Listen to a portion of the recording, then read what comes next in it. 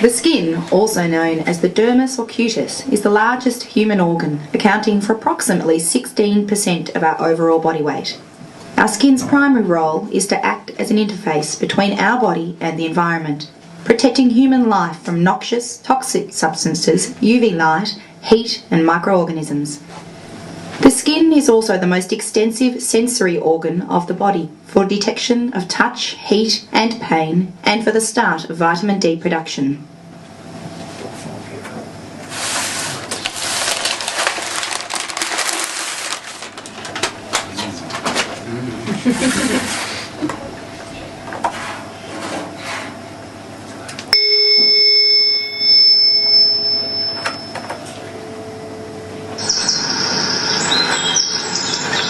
Look, a bare hand.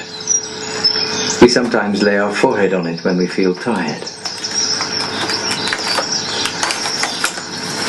The envelope of the body, a living border between the inside and the outside, between the wet and the dry.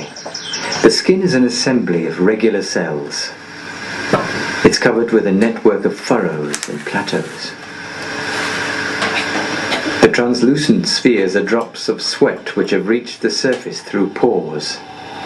The skin thus evolves, breathes, and perspires, getting rid of certain wastes of the body.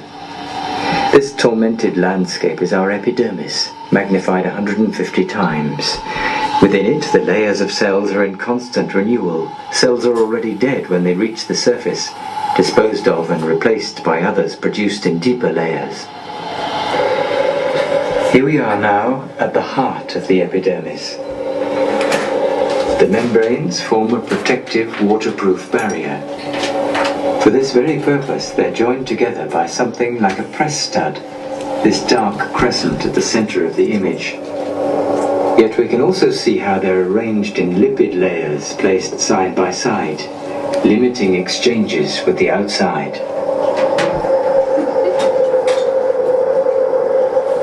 Our microscope has unfortunately now reached its limits.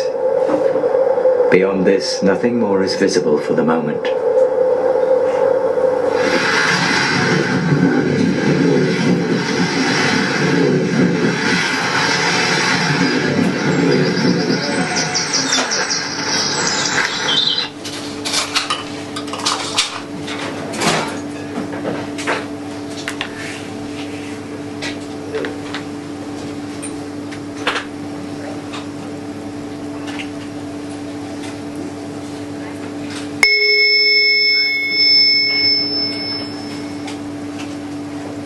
Suppose that we focus our attention on a particular tree.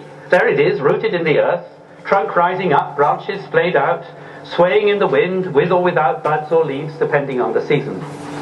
Is the bark, for example, part of the tree?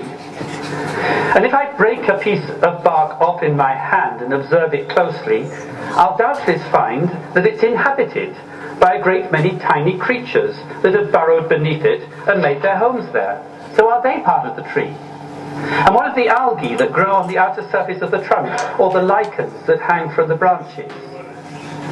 Moreover, if we've decided that bark-boring insects belong as much to the tree as does the bark itself, then there seems no particular reason to exclude its other inhabitants, including the bird that builds its nest there, and the squirrel for whom it offers a labyrinth of ladders and springboards.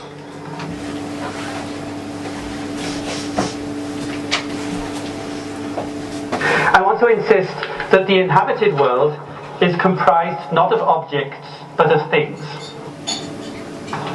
So when I speak of the entanglement of things, I mean this literally and precisely, not as a network of connections, but as a meshwork of interwoven lines of growth and movement.